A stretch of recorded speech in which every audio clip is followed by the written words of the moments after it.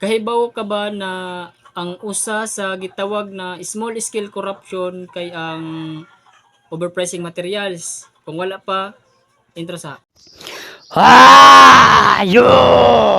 Ako si Dan Lukisan. Kung gusto nimo mahibawan ang magkalain-lain nga korupsyon dinhi sa Pilipinas, tuslo ka na ang subscribe button kay para updated ka pirmi sa akong mga video. Wow!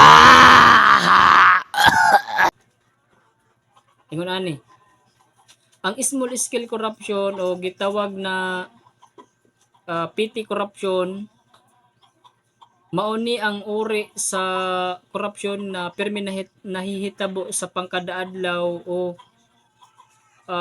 ginahimo sa opisina, project o uban pa.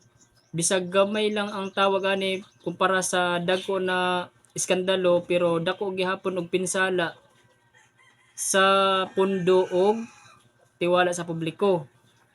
Halimbawa, ako ang gikatiwalaan na sa ako hatag ang project.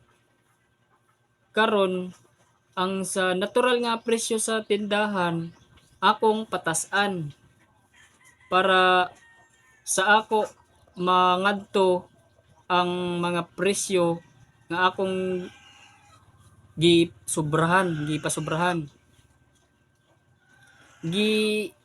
Turing na corruption ang